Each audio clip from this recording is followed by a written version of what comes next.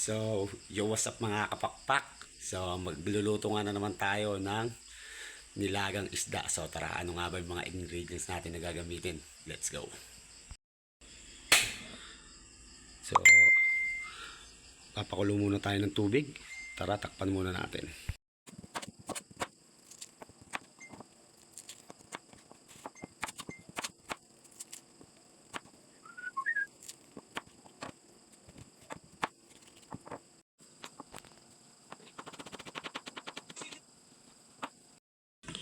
So, dahil kumukulo na, mga kapakpak, ilalagay na natin ng luya.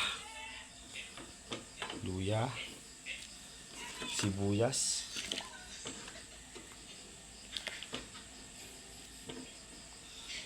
at syempre yung gabi para lumambot yung gabi natin gagamitin.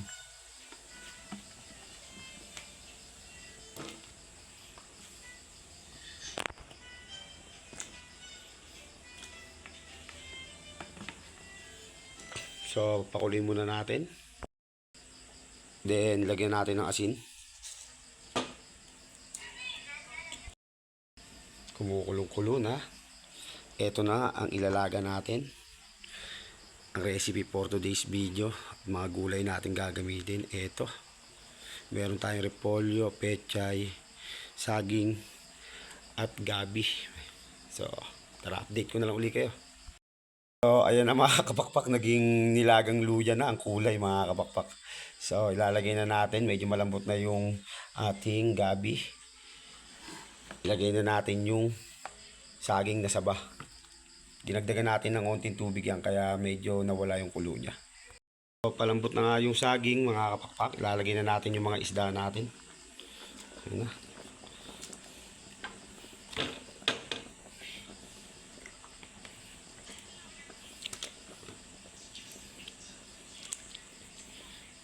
Di talaga tayo mahilig sa karne dito. Bibihira lang. So tara. So isabay na rin natin ang repolyo. Then isunod na natin ang pechay.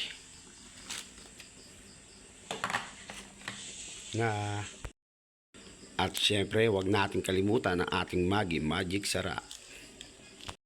Yan, so nilagyan na natin ng magic sarap. Yan, depende yan sa panglasa ninyo ha, kung gaano karami ang ilalagay nyo. So, antayin na lang natin yan maluto. Let's go. So, ito na nga ang katapusan ng ating video. Maraming salamat sa mga manonood nito. Shout out sa inyong lahat. Kakain na.